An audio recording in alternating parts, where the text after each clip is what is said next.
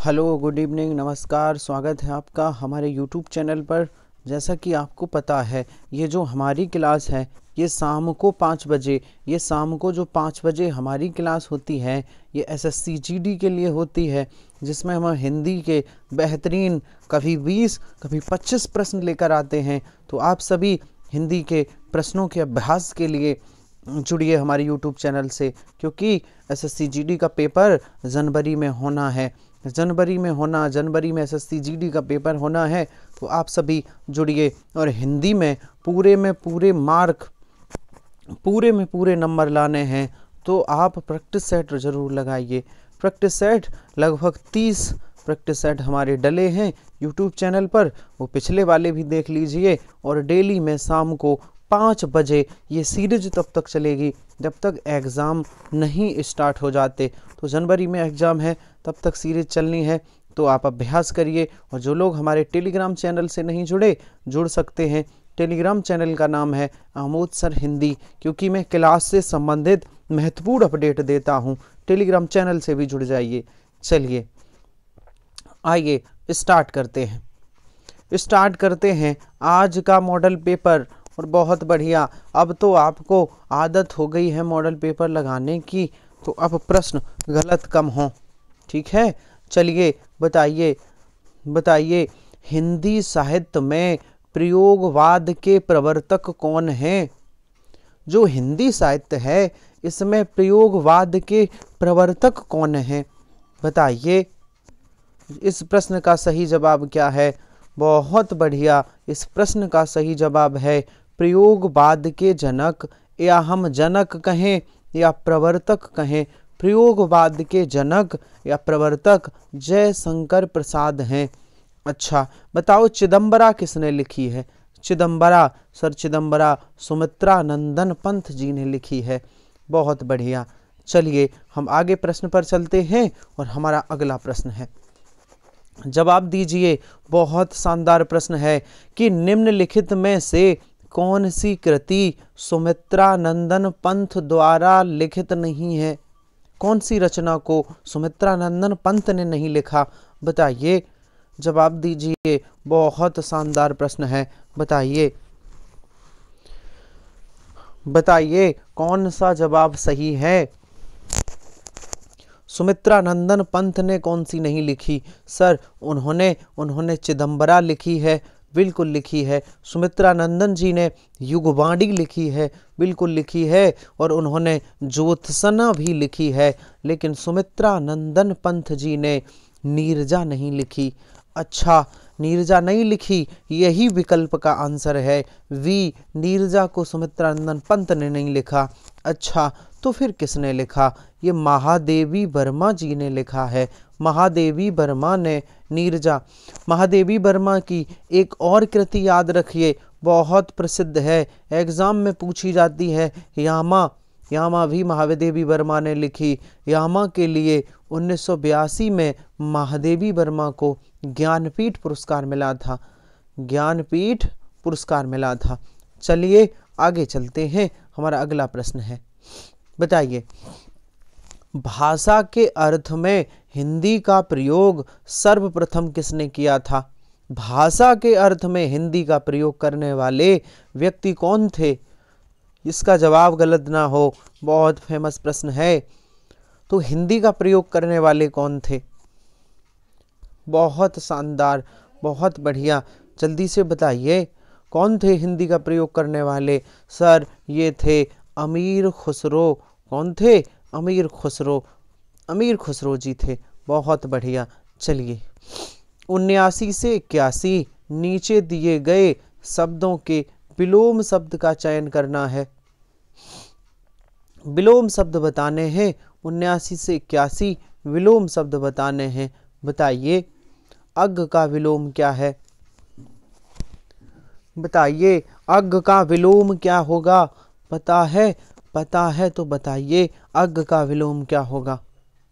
बहुत बढ़िया सर, अग्ग का विलोम क्या होगा? अग्ग का विलोम विग होगा। बहुत शानदार, बहुत शानदार।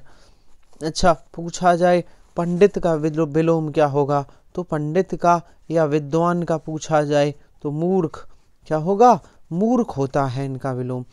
चलिए बताइए 80 नंबर क्वेश्चन, और एक और विलोम शब्द बताना है कि अर्पण का विलोम क्या होगा। बताइए अर्पण का विलोम क्या है, बताइए अर्पण का विलोम क्या है सर। 80 नंबर, जल्दी से जवाब दीजिए। अर्पण का विलोम क्या है सर। अर्पण का विलोम क्या होगा, ग्रहण होगा, ग्रहण। अर्पण मीन्स होता है देना, किसी को कोई चीज सौंप देना, अर्पण कर देना। ग्रहण मीन्स होता है उससे लेना, है ना, किसी चीज को किसी व्यक्ति से ले लेना, ये ग्रहण कहलाता है। बहुत शानदार। और गत्यात्म का एक और प्रश्न है, बहुत बढ़िया प्रश्न, कि गत्यात्म का विलोम बताइए। गत्यात्म का विलोम शब्द क्या होगा, क्या आपको पता है।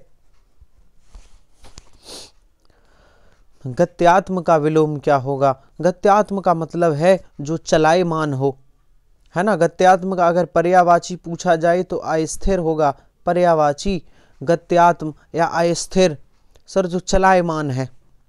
तो गत्यात्म का विलोम क्या है, जल्दी से जवाब दीजिए सर। गत्यात्म का विलोम स्थिर होगा, क्या होगा, स्थिर। बहुत शानदार, बहुत बढ़िया। चलिए आगे बताइए। नीचे दिए गए जो निर्देश दिया गया है 82 से 83, नीचे दिए गए वाक्यांशों के लिए एक विकल्प का चयन करें।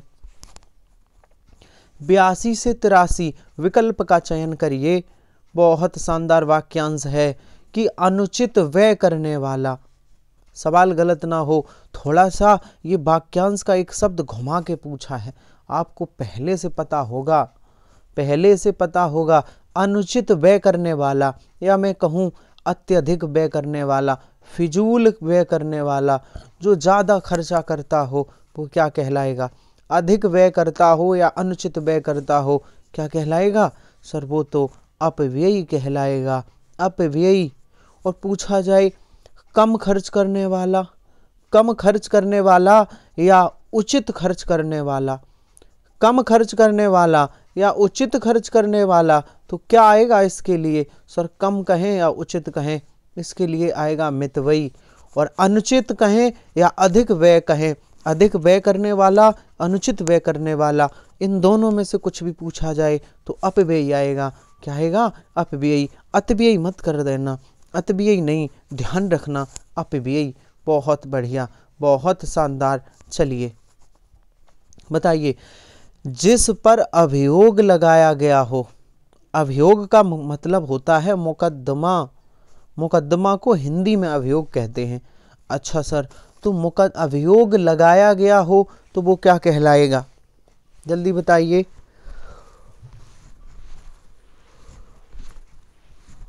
सर अभियोग लगाया गया, अभियोगी नहीं, अभियोग लगाने वाला, ध्यान रखना, बहुत लोग गलत कर देते हैं। अभियुक्त होता है, जिस पर अभियोग चल रहा है या जिस पर अभियोग लगाया गया वह अभियुक्त है, अभियोगी नहीं। ठीक है, ध्यान रखना है। ये एक जैसे जब ऑप्शन आते हैं एग्जाम में तो ये प्रश्न परेशान करते हैं, इनको थोड़ा बारीकी से और सावधानी से करना है। चलिए निर्देश देखिए 84 से 86, 4 विकल्प, सही वर्तनी वाले विकल्प का पहचानिए। नीचे उत्तरमाला इसकी दी गई है, उस पर ध्यान नहीं देना है। सही वर्तनी का बताइए, सही वर्तनी वाला विकल्प कौन सा है, पता है तो बताइए, बताइए भैया बताइए।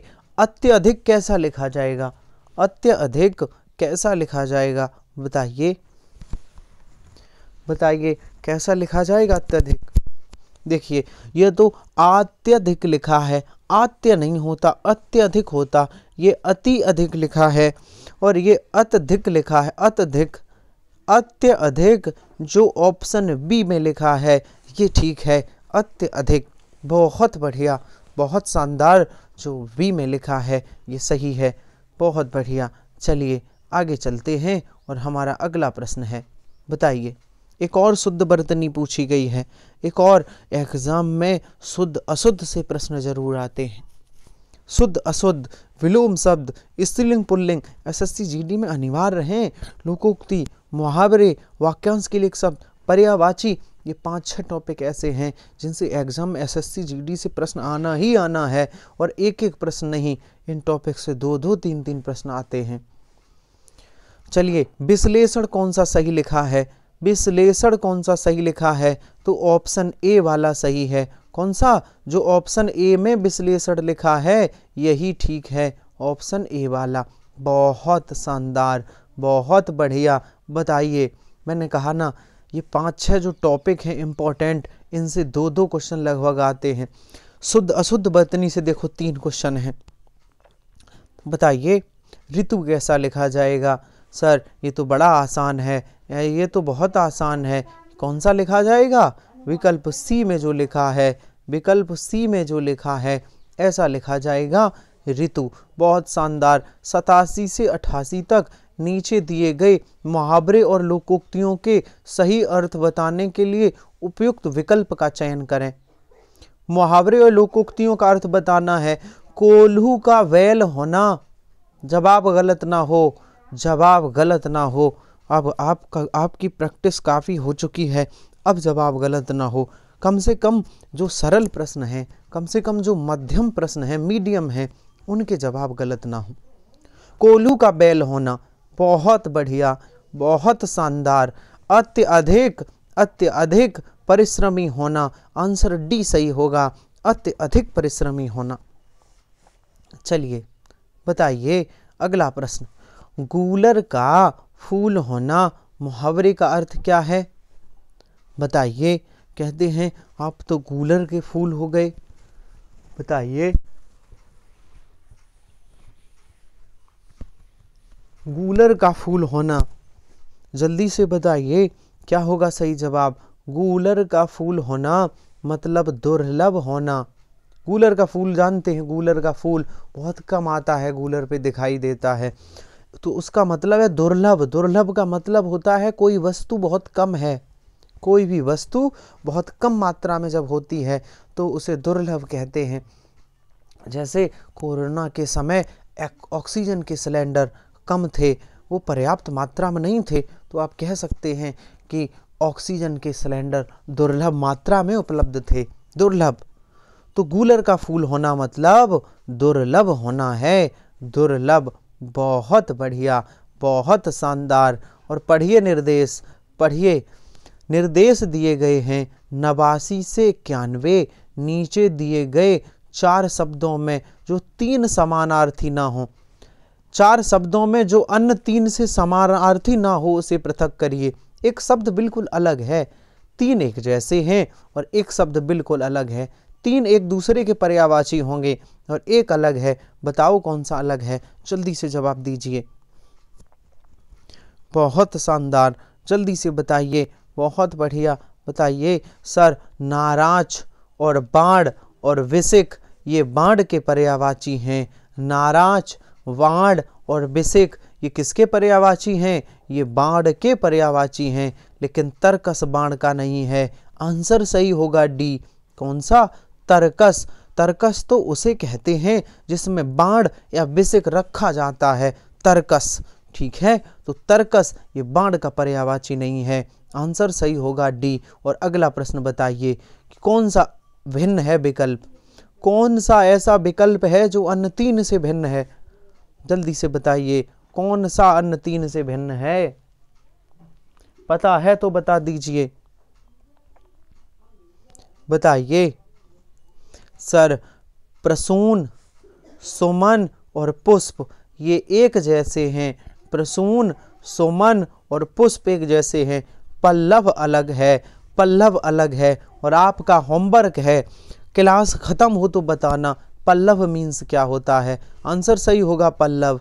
बताना क्लास मेरी ये वाली समाप्त हो, कमेंट बॉक्स में बताना कि सर 90 का पल्लव का अर्थ होता है, ये होता है। कमेंट करना, ज़रूर करना, आपका अभी अभी होमवर्क है, जल्दी से। ठीक है, अभी क्लास ख़त्म हो तब, अभी नहीं, क्लास ख़त्म हो तब, अभी नहीं करना है, अभी तो पढ़िए।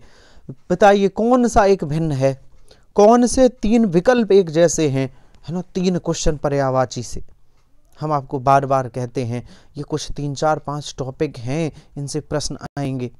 तो सर बताइए कौन सा आंसर सही है? सर व्योम, व्योम मीन्स होता है आकाश, गगन मीन्स आकाश, नभ मीन्स आकाश। ये तीनों आकाश के पर्यायवाची हैं, लेकिन ये अलग है। ये तल है मतलब पृथ्वी, तल नीचे, आकाश मीन्स ऊपरी भाग, है ना। तो इन तल का है, ये तल अलग है, तल अलग है, ऑप्शन वी अलग है। चलिए बताइए, नीचे दिए गए, बहुत बढ़िया, बहुत शानदार, इसी तरह जवाब दीजिए। बताइए अगला प्रश्न है, क्या प्रश्न है कि नीचे दिए गए शब्द में समास ज्ञात कीजिए। नीचे जो शब्द दिया गया है प्रयुक्त शब्द में समास है, कौन सा समास है? बहुत बढ़िया, कौन सा शब्द है सर? नरोत्तम शब्द है। बताइए कौन सा समास है? नरोत्तम शब्द में कौन सा समास है? सर नरोत्तम, अगर समास पहचानना है, हाँ समास पहचानना है तो नरोत्तम का समास विग्रह करो, तो इसका समास विग्रह होगा नरों में, नरों में उत्तम। अर्थात यहाँ अधिकरण की विभक्ति आई है, यहाँ विभक्तियाँ जहाँ आती हैं वह कौन सा कारक होता है? तत्पुरुष समास। अर्थात वहाँ कारक चिन्ह आई, नरों में उत्तम, यहाँ कारक चिन्हों का प्रयोग हुआ है, तो ये तत्पुरुष समास का भेद है। किसका भेद है? तत्पुरुष समास का। बहुत बढ़िया। चलिए बताइए, बताइए नीचे दिए गए वाक्यांश में प्रयुक्त अलंकार ज्ञात कीजिए। ये जो नीचे पंक्तियां दी गई हैं इनमें अलंकार बताना है। बताइए, बताइए अलंकार कि पानी परात को हाथ नहीं छुओ, पानी परात को हाथ छुओ नहीं, नैनन के जल सो पग धोए। ये पंक्तियों में कौन सा अलंकार है? क्या आप बता पाएंगे? क्या आप बता पाएंगे? सर ये तो अतिशयोक्ति है, पानी परात को हाथ नहीं छुओ, है ना, हाथ नहीं लगाया परात को, और सुदामा के पैर धुल दिए कृष्ण ने आंसुओं से। तो ये तो कौन सा अलंकार है? ये अतिशयोक्ति अलंकार है। बहुत शानदार। चलिए नीचे दिए गए वाक्य में कारक ज्ञात करिए कि कृष्ण ने कंस का वध किया। ये थोड़ा दिख नहीं रहा है, आप थोड़ी क्वालिटी बढ़ा लेना। 3-4 प्रश्न और हैं, आप क्वालिटी बढ़ा लीजिए वीडियो की। कृष्ण ने कंस का वध किया। अब सर इसमें तो 2 कारक चिन्ह आए, अब हम कौन सा बताएं? ना तो अंडरलाइन है। तो जब ऐसे एक से अधिक कारक चिन्ह जब वाक्य में पूछे जाएं तो वाक्य को इधर से देखो, इधर से कर्ता की तरफ से, और जौन सा पहले मिल जाए वही बताना है। तो इधर से देखा तो पहले कौन सा मिल गया? कारक। ये कौन सा कारक है? कर्ता कारक। कौन सा मिला है? कर्ता कारक। तो इस कृष्ण ने कंस को मारा, इसमें कौन सा कारक चिन्ह है? कर्ता कारक। और आगे बताइए, आगे बताइए कि नीचे दिए गए शब्द का सही संधि विच्छेद क्या है? उपैती, उपैती का संधि विच्छेद बताइए। बताइए, अगर पता है तो बताइए, उपैती का संधि विच्छेद क्या है? जल्दी से जवाब दीजिए, जल्दी से बताइए, उपैती का संधि विच्छेद क्या होगा? सर जो विकल्प सी में लिखा है उप प्लस ऐती, ये उपैती का संधि विच्छेद है। बहुत शानदार, बहुत बढ़िया। क्या कह रहा है निर्देश? 96 से 97 नीचे दिए गए प्रश्नों में लोकोक्तियों के सही अर्थ व्यक्त करने हैं। अच्छा, लोकोक्ति का अर्थ बताना है सर, ठीक है बता रहे अभी। अध जल गगरी छलकत जाए, लोकोक्ति का अर्थ है अध जल गगरी छलकत जाए। लोकोक्ति का अर्थ क्या है? जल्दी से बताइए। बहुत शानदार। कम ज्ञान का अधिक प्रदर्शन करना। किसी के पास कम नॉलेज है फिर भी वो दिखावा करता है, अध जल गगरी छलकत जाए। बहुत शानदार, बहुत बढ़िया। चलिए अगला प्रश्न है कि उतर गई लोई तो क्या करेगा कोई। इस लोकोक्ति का अर्थ क्या है? जल्दी बताइए। बहुत शानदार, जल्दी से जवाब दीजिए। सर इस लोकोक्ति का अर्थ है निर्लज्ज का कोई कुछ नहीं कर सकता। आंसर सही होगा ए, निर्लज्ज का कोई कुछ नहीं कर सकता। और आगे बताइए कि निम्नलिखित में से कौन सा शब्द इन प्रत्ययों से नहीं बना? इन प्रत्यय से नहीं बना। इन कौन से शब्द में इन प्रत्यय नहीं लगा है? जल्दी बताइए। आपके 2 प्रश्न और हैं, जल्दी से जवाब दीजिए। सर काहारिन, इसमें काहर में इन लगा है। सर पड़ोस में इन लगा है तो बना है पड़ोसिन। सर मनहार, मनहार में इन लगा है तो बना मनहारिन। लेकिन नलिन शब्द है ना, ऐसा मत करना सर नल में इन लगा दो तो नलिन नहीं। ये नल आप वो नल मत समझना हैंडपंप वाला, यहाँ नल का कोई मतलब नहीं है, इसलिए इसमें इन प्रत्यय नहीं है। आंसर सी होगा। आंसर कौन सा होगा? Answer C. और बताइए हमारा अगला प्रश्न कि निम्नलिखित में से कौन सा शब्द तद्भव है? अगर दिख नहीं रहा तो क्वालिटी बढ़ा लीजिए। ये 2-3 क्वेश्चन थोड़े भद्दे दिख रहे होंगे। तद्भव बताइए, तद्भव क्या होते हैं? संस्कृत के बिगड़े हुए शब्द जो हिंदी में आ गए तद्भव हैं, और संस्कृत के सीधे सीधे शब्द हिंदी में आ गए वो तत्सम है। तो कौन सा शब्द बिगड़ा हुआ है? सर चना, चना तद्भव है, चना तद्भव शब्द है। अच्छा, तो इसका तद्भव क्या होगा? चड़क। क्या होगा? चना का चड़क। चलिए, चना का चड़क। चलिए आगे बताइए कि निम्नलिखित में से किस शब्द में उपसर्ग नहीं आया? एक और प्रश्न, वहाँ प्रत्यय था, यहाँ उपसर्ग है। ये शब्द है प्रभाव, ओढ़ना, अवसाद और पराजय। तो ये कम दिख रहा होगा, आप वीडियो क्वालिटी बढ़ा लो। हमने बता दिया, पहले विकल्प में प्रभाव लिखा है, दूसरे में ओढ़ना लिखा है, तीसरे में पराजय, चौथे में अवसाद। तो सर प्रभाव में प्र उपसर्ग है, पराजय में परा उपसर्ग है, अवसाद अपसाद में अप उपसर्ग है, अपवाद लिखा है, सॉरी अपवाद, अपवाद में अप उपसर्ग है, ओढ़ना में कोई उपसर्ग नहीं है। आंसर सही होगा वी, क्योंकि यही पूछा गया है किसमें उपसर्ग नहीं है। तो चलिए आज का हमारा सेशन समाप्त हुआ। बताइए 25 में से कितने प्रश्न सही हुए और हमारा सेशन कैसा लगा। और रात्रि 8 बजे भी आइए, मैं मिक्सअप वहाँ सभी के लिए, किसी का भी एग्ज़ाम देना है रात्रि 8 बजे मॉडल पेपर हिंदी का करिए। और रात्रि 9 बजे आज मैं काल से संबंधित प्रश्न करवाऊँगा, काल से संबंधित, तो वहाँ भी जुड़िए, ठीक है? वहाँ भी जुड़ जाइए आप सभी रात्रि 9 बजे। बहुत बढ़िया, बहुत शानदार। तो आज का हमारा सेशन कैसा लगा कमेंट ज़रूर किया करिए। तो जो लोग हमारे जानकारी के लिए बता दूं, जो लोग हमारे टेलीग्राम चैनल पर नहीं जुड़े, जुड़ सकते हैं। टेलीग्राम चैनल का नाम है आमोद सर हिंदी, ठीक है? तो इस क्लास में मिलते हैं कल, तब तक के लिए धन्यवाद।